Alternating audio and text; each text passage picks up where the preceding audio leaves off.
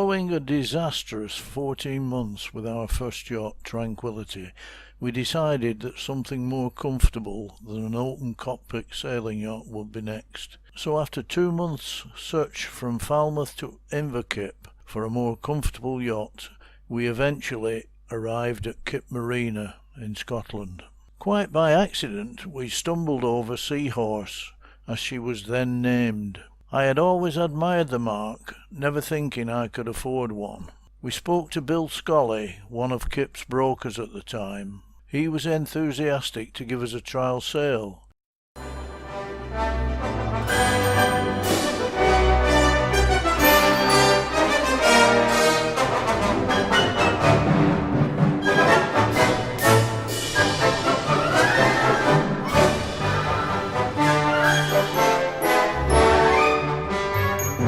Set on the Clyde, relatively fine. I was hooked, and then we made an offer on the spot, which Bill said he would put to the owner.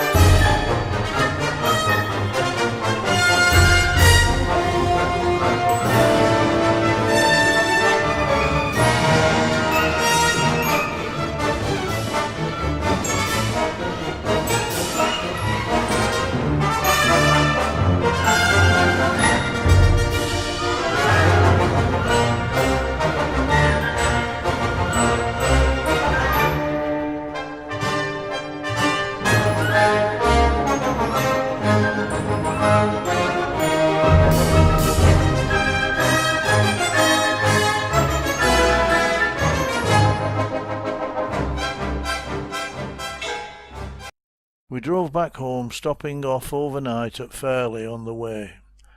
After some negotiation, a deal was struck pending a survey. We had already had a trial sail of sorts, and the survey was arranged with Bill, which he would oversee and send back pictures.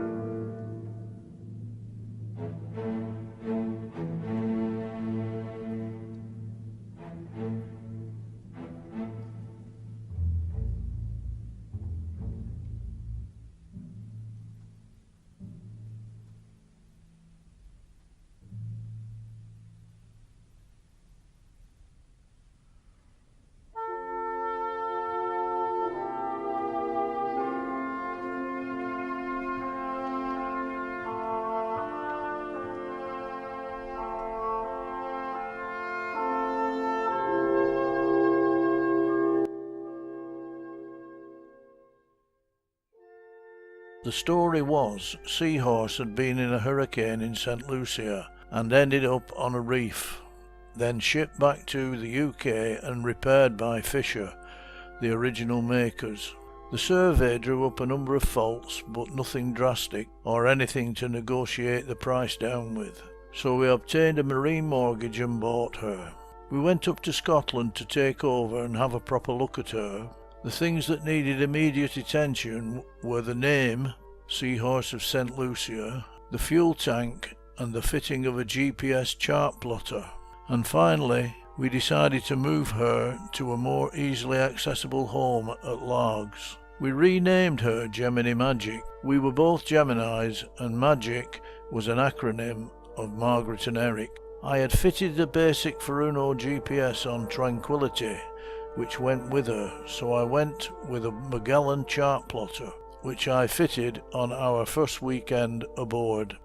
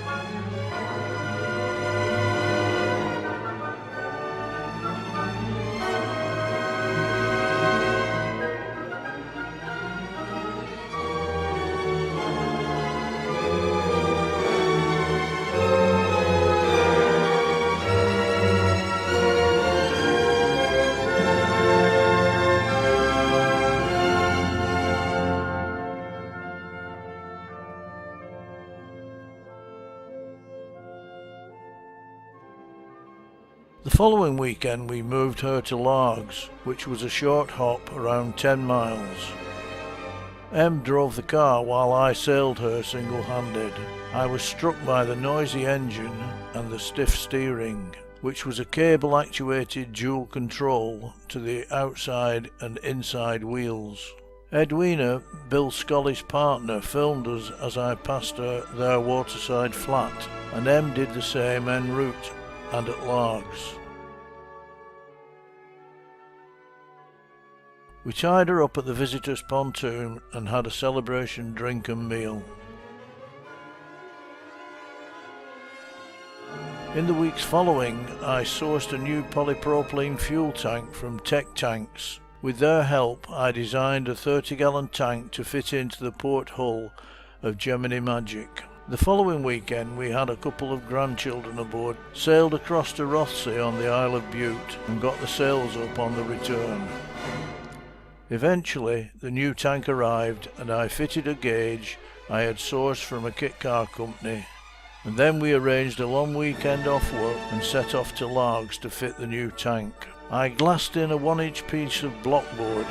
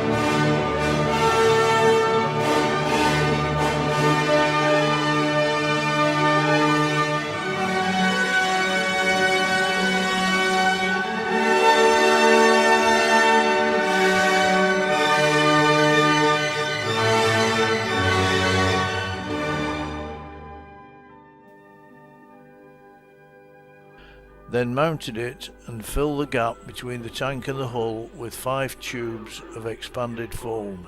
As a belt and braces, I also fitted 2 webbing straps to hold it in place.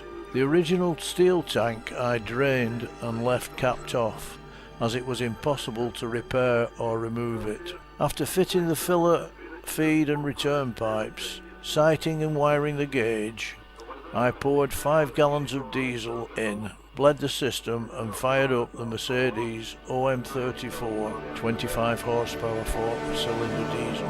It satisfyingly roared into life, so after running it for an hour, we made our way to the fuel dock, added another 20 gallons, then motored off across the Clyde to Rothsay to spend the night there.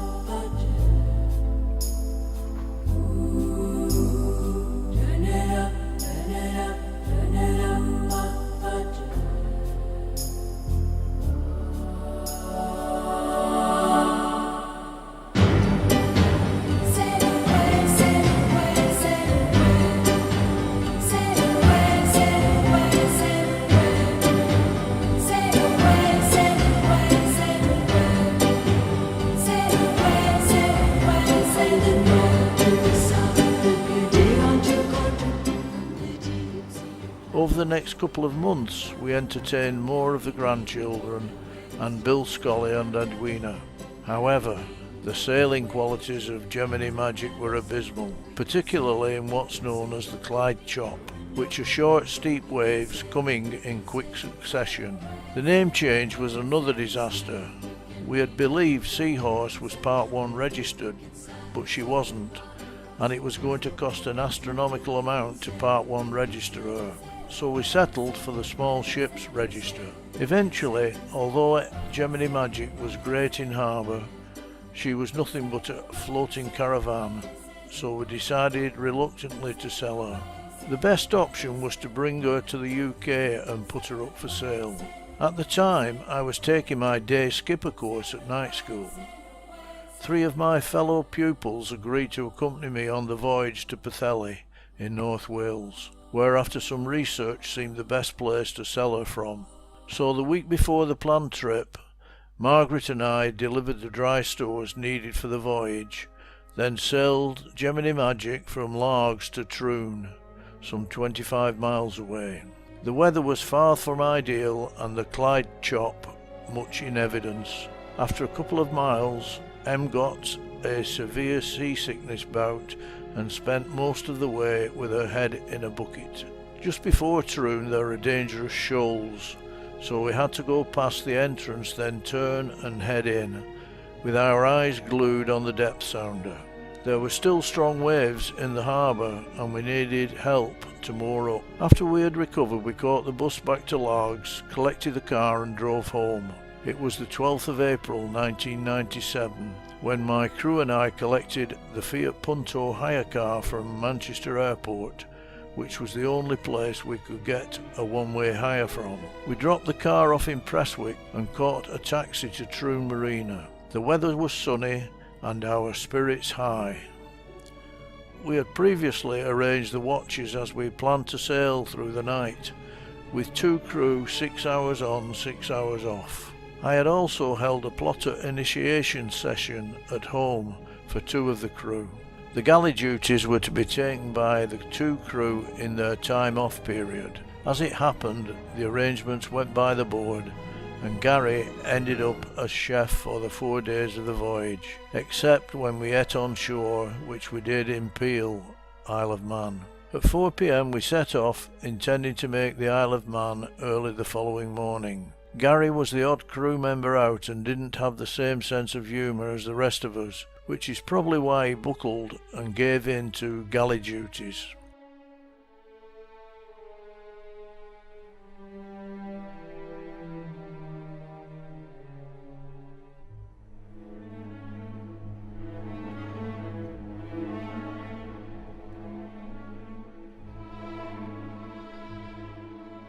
We passed the magnificent Ailsa Craig Rock, where the stone for curling stones is quarried, and as darkness fell, we agreed that sailing through the night was not an option, so we ended up overnighting in Lady Bay in Loch Ryan, some 60 miles from Troon. Following an exciting night with ferries and fishermen breaking our sleep, we set off for Peel in the Isle of Man.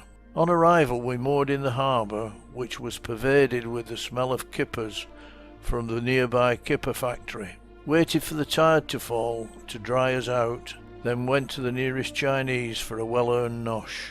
Luckily, high tide matched our setting off time to Holyhead on Anglesey, which we made around noon. Unfortunately, the water taxi wasn't working, so we ate our last evening meal aboard. But next day, the trip from Holyhead to Pwllheli was another excitement-filled leg, but as the whole voyage will be subject of its own show, I won't spoil it.